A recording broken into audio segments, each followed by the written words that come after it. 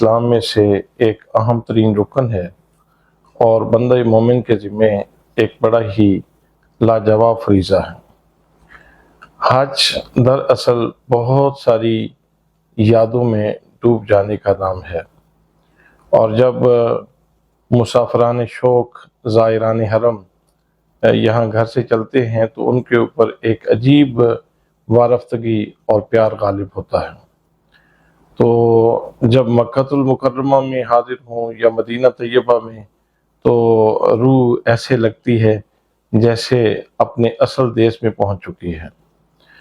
مکہ المکرمہ یہ بھی نبی مکرم صلی اللہ تعالیٰ علیہ وسلم کا وطن مبارک ہے، اور مدینہ طیبہ یہ بھی میرے آقا کریم صلی اللہ علیہ وآلہ وسلم کا وطن ہے۔ اس کو بھی حضور صلی اللہ تعالیٰ علیہ وسلم کے قدم چومنے کا شرف نصیب ہے۔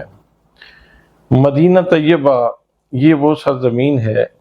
کہ جب تک میرے آقا کریم صلی اللہ تعالیٰ علیہ وسلم تشریف نہیں لائے تھے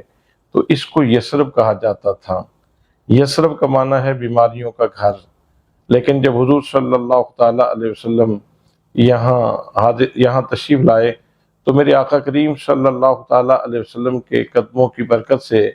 زمین کا خمیر ہی بدل گیا، زمین کی تاثیر ہی بدل گئی، اور اصلیت ہی میرے آقا کریم صلی اللہ تعالیٰ علیہ وسلم نے زمین کی بدل کے رکھ دی۔ اور اسی طرح جب حضور صلی اللہ تعالیٰ علیہ وسلم نے فضاؤں میں سانس لیا تو آپ کے انفاس پاک کی خوشبو سے، آپ کے سانسوں کی خوشبو سے مدینہ طیبہ کی فضائیں معطر ہو گئیں۔ وہ شہر جو کبھی یثرب یعنی بیماریوں کا گھر کہلاتا تھا، اب وہی شہر شفا کا مرکز بن گیا۔ اس وقت آپ پوری دنیا میں کہیں سے بھی مٹی اٹھا کے کھائیں، کوئی بندہ اگر استعمال کر لیتا ہے تو وہ یقیناً بیماری کا شکار ہوگا، لیکن مدینہ طیبہ کا غبار، مدینہ طیبہ کی مٹی وہ عظمت والی مٹی ہے کہ اگر کسی انسان کے منہ میں چلی جائے اور وہ اس کو کھا بھی لے تو اس کو بیماری کا حملہ ہونے کے بجائے اس کو شفا نصیب ہوتی ہے۔ تو جو زائران حرم اللہ کے گھر کی حاضری کے لیے جاتے ہیں تو ان کی یہ دلی خواہش ہوتی ہے کہ ان کو حضور صلی اللہ تعالیٰ علیہ وسلم کے بارگاہ میں حاضری کا شرف بھی نصیب ہو، اور اہل محبت تو اس بات کو ضرور یاد رکھتے ہیں۔ اللہ کریم کے پیارے محبوب صلی اللہ تعالیٰ علیہ وسلم نے ارشاد فرمایا، من حج البیت فلم یزرنی فقد جفانی، کہ جس نے حج کیا اور وہ میری زیارت کے لیے نہ آیا تو اس نے یقیناً میرے ساتھ جفا کی ہے۔ اور امتی یہ جفا کیسے کر سکتا ہے؟ امتی کا کام تو اپنے آقا کریم صلی اللہ تعالیٰ علیہ وسلم کی بارگاہ میں نیاز مندیوں کا تحفہ پیش کرنا ہے، وہ جفا کیسے کر سکتا ہے؟ ویسے بھی مدینہ طیبہ میں حاضری سے انسان کو جو بہت بڑا فائدہ نصیب ہوتا ہے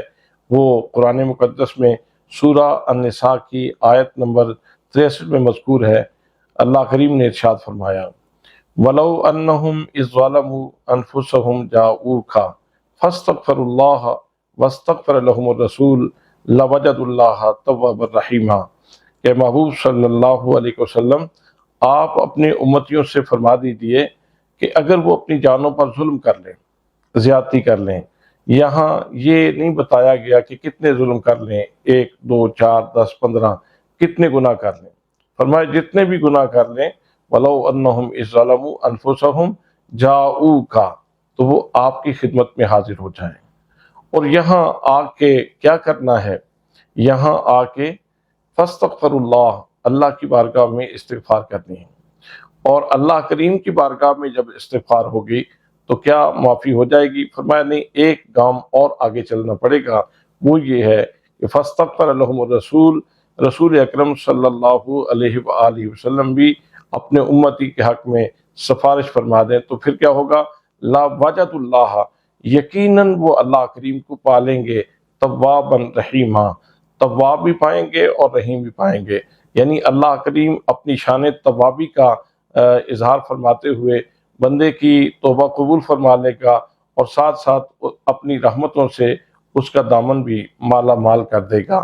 اب اس آیت کو آپ ذرا اس کا اسلوب دیکھیں اور قرآن مقدس کی دیگر آیات کو بھی دیکھیں تو اس کی معنویت بڑی کھل کر سامنے آتی ہے۔ اللہ کریم کی ذات گرامی وہ ذات ہے جس نے اپنے بارے میں ارشاد فرمایا وَنَحْنُ أَقْرَبُ إِلَيْهِ مِنْ حَبْلِ الْوَرِيدِ، میں تمہاری شادق سے قریب ہوں۔ دوسرے مقام پہ ارشاد ہوتا ہے وَهُوَ مَعَكُمْ أَيْنَمَا كُنْتُمْ، اللہ کریم تمہارے ساتھ ہے تم جہاں بھی موجود ہو۔ تیسرے مقام پہ ارشاد ہوتا ہے وَإِذَا سَأَلَكَ عِبَادِي أَنِّي فَإِنِّي قَرِيبٌ أُجِيبُ دَعْوَةَ الدَّاعِ إِذَا دَعَانِ، کہ اے محبوب صلی اللہ علیہ وسلم جب آپ سے میرے بندے میرے بارے میں پوچھیں تو انہیں کہنا کہ میں قریب ہوں، اور جب بھی کوئی دعا کرتا ہے تو میں اس کی دعا کو قبول کرتا ہوں۔ اس طرح کی کتنی مزید آیات قرآن پاک میں موجود ہیں کہ اللہ کریم علیم بذات صدور ہے، اللہ کریم علیم اور حکیم ہے، اللہ کریم شہید ہے۔ تو یہ ساری شانیں اللہ کریم کی موجود ہیں، اور یہاں بھی اگر اللہ کریم کی بارگاہ میں کوئی بندہ سچی توبہ کر لے تو اللہ کریم معافی عطا فرما دیتا ہے۔ لیکن یہ کتنا خاص کوئی جو لطف و کرم وہاں ہوتا ہے کہ امتیوں کو حضور صلی اللہ تعالیٰ علیہ وسلم کے در دولت پہ بلایا جا رہا ہے کہ تم اگر گناہ کر لو اور یقینی طور پہ معافی لینا چاہتے ہو تو میرے محبوب صلی اللہ تعالیٰ علیہ وسلم کی بارگاہ میں آ جاؤ۔ اور یہاں آ کے کرنا کیا ہے؟ یہاں آ کے بھی تم نے میری بارگاہ میں معافی مانگنی ہے۔ معافی تو پاکستان میں بھی مانگی جا سکتی ہے، لیکن وہ معافی جو دربار رسالت مآب صلی اللہ تعالیٰ علیہ وسلم میں مانگی جائے، یقیناً وہ معافی یقیناً جلدی قبول ہوتی ہے، وہ دعا جلدی قبول ہوتی ہے، وہ آرزو جلدی قبول ہوتی ہے، اور پھر حضور صلی اللہ تعالیٰ علیہ وسلم شفاعت فرما دیں، سفارش فرما دیں، تو پھر تو بندے کے بارے نیارے ہو جاتے ہیں۔ اب سوال یہ ہے کہ ہم اللہ کریم کے اس حکم کے اوپر عمل کرتے ہوئے وہاں پہنچ گئے۔ مفسرین نے لکھا ہے کہ یہ آیت جیسے حضور صلی اللہ تعالیٰ علیہ وسلم کی حیات ظاہری میں مفید تھی، ایسے ہی آج بھی مفید ہے۔ ایسے ہی آج بھی حضور صلی اللہ تعالیٰ علیہ وسلم کی برکتیں نصیب ہوتی ہیں۔ تو ہم حاضر بھی ہو گئے، اور وہاں جا کے ہم نے استغفار بھی کی، اللہ سے معافی بھی مانگ لی۔ تو اب نبی مکرم صلی اللہ تعالیٰ علیہ وسلم کے بارے میں کیسے پتہ چلے گا کہ آپ نے ہمارے لیے استغفار کی ہے کہ نہیں؟ تو حضور صلی اللہ تعالیٰ علیہ وسلم کا ایک فرمان جب نظر سے گزرتا ہے تو ایک تسکین کا جہان انسان کو نصیب ہوتا ہے۔ اللہ کریم کے پیارے محبوب صلی اللہ تعالیٰ علیہ وسلم نے ارشاد فرمایا حیاتی خیر لکم و مماتی خیر لکم، میری حیات بھی تمہارے لیے بہتر ہے اور میری موت بھی تمہارے لیے بہتر ہے۔ یعنی اس کا مطلب یہ ہے کہ جس طرح آج میں تمہارے لیے نفع بخشوں، ایسے ہی جب میں موت کا جام پی لوں گا تو اس کے بعد بھی میرا نفع ختم نہیں ہوگا، بلکہ میرا نفع تمہیں پہنچتا رہے گا۔ اللہ کریم نے اپنے محبوب صلی اللہ تعالیٰ علیہ وسلم کے ساتھ وعدہ فرما رکھا ہے وَلَلْآخِرَةُ خَيْرٌ لَكَ مِنَ الْأُولَىٰ، اے محبوب آپ کی ہر آنے والی گھڑی پہلی گھڑی سے بہتر ہوگی۔ تو حضور صلی اللہ تعالیٰ علیہ وسلم کی دیگر شانوں کے ساتھ جو آپ کی حیات کی شان ہے وہ بھی پہلے سے بڑھ رہی ہے، وہ آپ کی نگاہ لطف و کرم بھی پہلے سے بڑھ رہی ہے۔ جو لوگ آپ کی طرف متوجہ ہوتے ہیں تو ان کو ضرور نوازا جاتا ہے۔ تو یہ ارشاد فرمانے کے بعد پھر آپ نے فرمایا تُرَدُ عَلَيَّ أَعْمَالُكُمْ، تمہارے اعمال میری خدمت میں پیش کیے جائیں گے۔ وَمَا رَأَيْتُ مِنْ خَيْرٍ حَمِدْتُ اللَّهَ، جب میں تمہاری کوئی نیکی دیکھوں گا تو میں اللہ کی بارگاہ میں تعریف کروں گا، اللہ کی بارگاہ میں اس کی حمد بیان کروں گا کہ شکر ہے میرے مالک، تو نے میرے امتی کو نیکی کی توفیق عطا فرمائی ہے۔ وَمَا رَأَيْتُ مِنْ شَرٍ، اور جب میں کوئی برائی دیکھوں گا تو میں اللہ کی بارگاہ میں استغفار کروں گا۔ استغفرت اللہ لکم، میں تمہارے لیے اللہ کی بارگاہ سے معافی مانگوں گا کہ یا اللہ تیرا بندہ ہے، میرا امتی ہے، اس سے کوئی گناہ ہو گیا ہے، کوئی غلطی ہو گئی ہے تو میرے مالک اس کو معاف فرما دے۔ اور یہ ایک دن دو دن نہیں ہوتا، رسول اکرم صلی اللہ تعالیٰ علیہ وسلم کی بارگاہ سے یہ سلسلے کرم کے چلتے ہی رہتے ہیں۔ تو ہمارے حاضری میں تو تاخیر ہو سکتی ہے، وقفہ ہو سکتا ہے، ہم لیٹ ہو سکتے ہیں، لیکن نبی پاک صلی اللہ تعالیٰ علیہ وسلم کی بارگاہ سے تاخیر نہیں ہوتی، وہاں سے ہمیشہ کرم کے سلسلے جاری رہتے ہیں۔ جب اہل محبت حضور صلی اللہ تعالیٰ علیہ وسلم کی خدمت میں حاضر ہوتے ہیں تو ان کے اوپر عجب رنگ جو ہے وہ طاری ہوتا ہے۔ हमारे मुर्शिद गिरामी नवाज़ आसर ज़ियाउल उम्मत हज़रत जस्टिस पीर मोहम्मद करम शाह अल अज़हरी रहमतुल्लाह ताला अलैह ने जब तफसीर ज़ियाउल कुरान जो 5 जिल्दों में है ये मुकम्मल फरमा दी, तो हमारे मुर्शिद गिरामी हुजूर दीवान करीम हुजूर किबला पीर मोहम्मद अमीरुल हसनात शाह साहिब सजादा नशीन आस्ताना आलिया बेहरा शरीफ खुद इरशाद फरमाते हैं कि जब आप तहरीर फरमा रहे थे तफसीर ज़ियाउल कुरान, तो मैंने एक मौके पर अर्ज़ की कि हुजूर लोग हरमैन तय्यबैन जाते हैं और हाजियाँ देते हैं, वहाँ से अल्लाह और उसके रसूल सल्लल्लाहु ताला अलैहि वसल्लम की बारगाह से उनके ऊपर नवाज़शात होती हैं। तो आपने वो पहले एक हज किया था और उसके बाद आप इतना अरसा हो गया वहाँ हाजिर नहीं हुए, तो आपने फरमाया कि अगर मेरा महबूब मेरे फ़िराक में खुश है तो मैं भी फ़िराक पे राज़ी हूँ।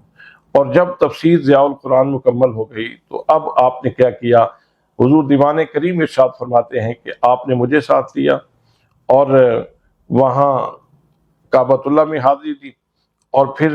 हम मदीना तैयबा में पहुँचे। आपने एक रुमाल अपने गले में डाला हुआ था, एक रुमाल आपने मेरे गले में डाला हुआ था, और दोनों रुमालों को आपने इस तरह एक हाथ से पकड़ा हुआ था। तफसीर ज़ियाउल कुरान की 5 जिल्दें आपके सर के ऊपर थीं और आप अश्कबार आंखों के साथ रोते हुए बारगाह रिसालत महब सल्लल्लाहु ताला अलैहि वसल्लम में हाजिर हो रहे थे और अर्ज़ कर रहे थे, मेरे करीम आका, मेरे लजपाल, मेरे आका, मेरे नबी सल्लल्लाहु ताला अलैहि वसल्लम, मेरे आका आपके ऊपर लाखों सलाम हूँ, आपके ऊपर लाखों दरूद हूँ, आपका ये उम्मत ही आपकी खिदमत में हाजिर हुआ है, या रसूल अल्लाह ये मेरी ज़िंदगी की कुल मता है, इसको कबूल फरमा लीजिए।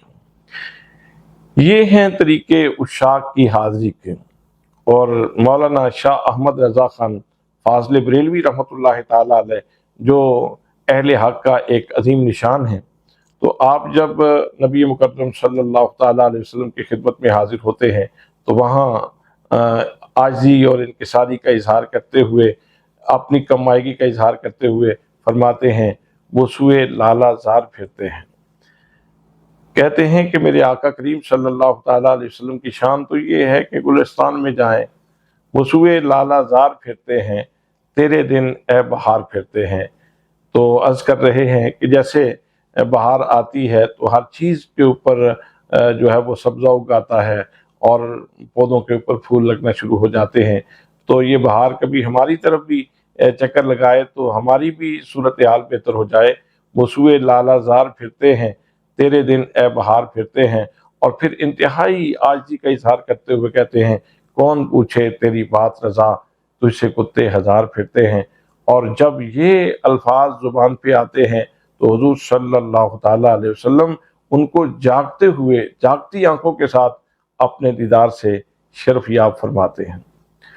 कितनी ऐसी बातें अहले मोहब्बत की मौजूद हैं जो इंसान को तड़पा के रख देती हैं और इंसान के ज़ौक़ में इजाफ़ा कर देती हैं। हज़रत उमर फ़ारूक रज़ी अल्लाह ताला अन्हु के दौर में कहत पड़ गया, एक शख्स हाज़िर हुआ, उसने बारगाह मुस्तफ़ा सल्लल्लाहु ताला अलैहि वसल्लम में इस्तिग़ासा किया, तो हुज़ूर सल्लल्लाहु ताला अलैहि वसल्लम की उसको ख्वाब में ज़ियारत हुई और फरमाया जाके उमर फ़ारूक को मेरा सलाम कहना और उन्हें कहना, जिस एहतियात के साथ आप ज़िंदगी गुजार रहे हैं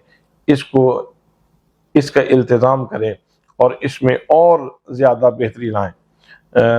अनकरीब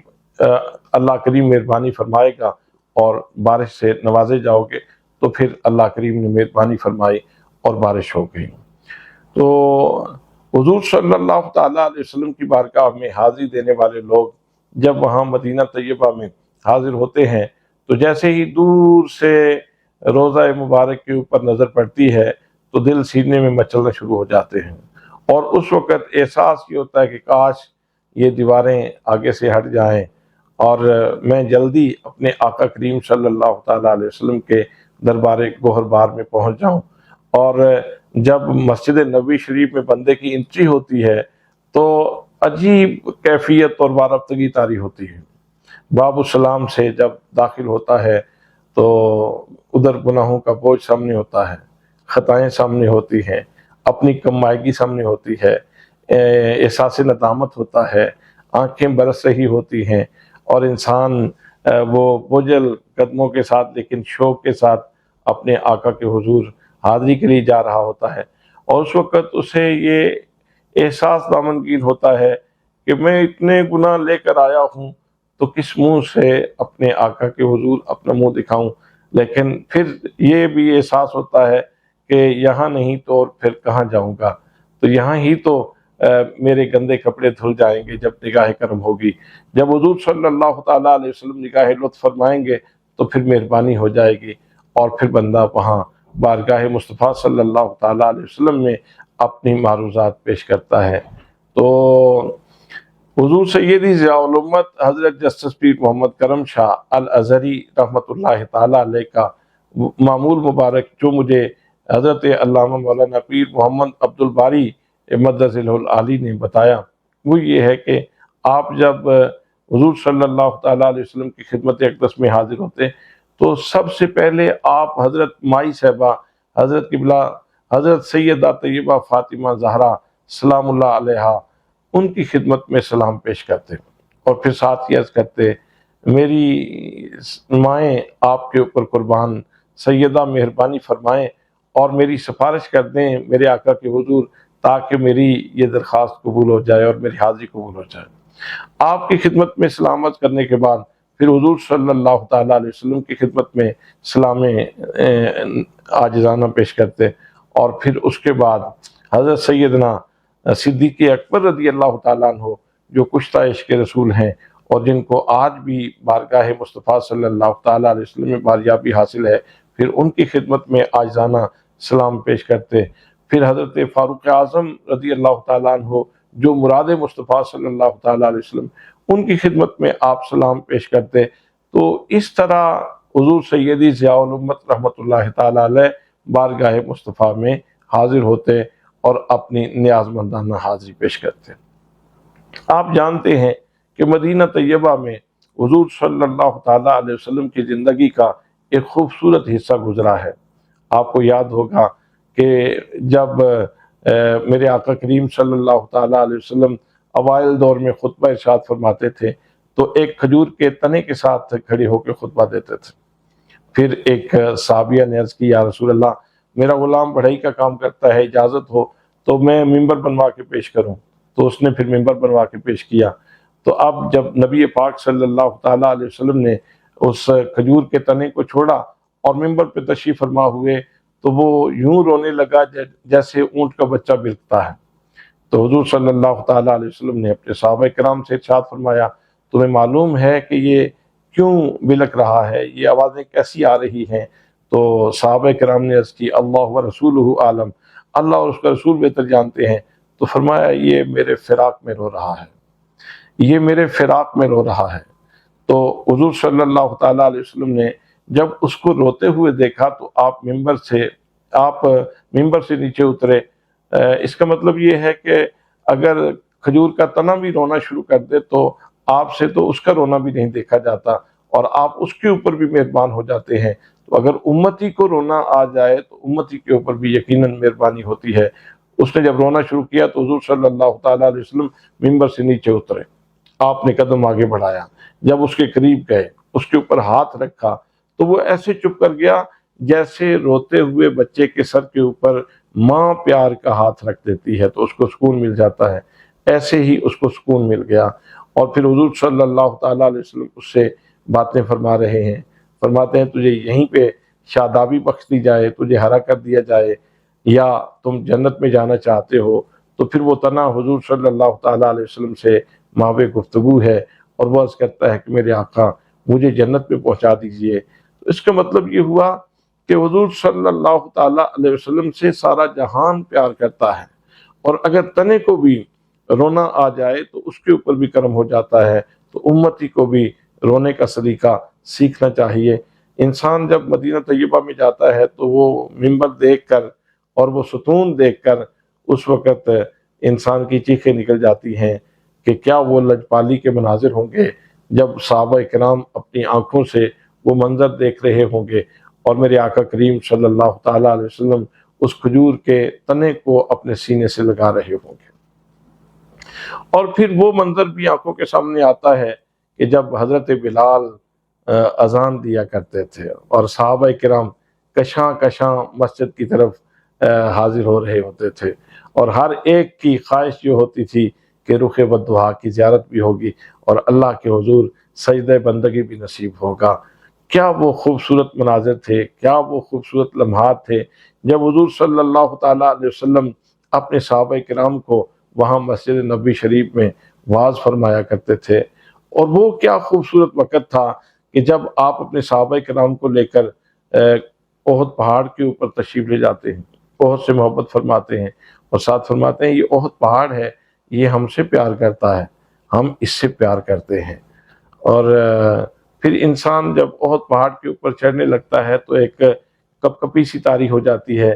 کہ پتہ نہیں میں کہیں ایسی جگہ پہ پاؤں نہ رکھ دوں جہاں میرے آقا نے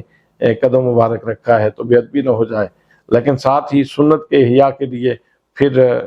بندہ کہتا ہے کہ چلو حضور صلی اللہ تعالیٰ علیہ وسلم کی سنت زندہ کر لی جائے۔ تو اسی طرح جب خندق کے علاقے میں جاتا ہے تو وہاں وہ یادیں تازہ ہو جاتی ہیں کہ کیسے ایک طرف سے دشمن آ رہا تھا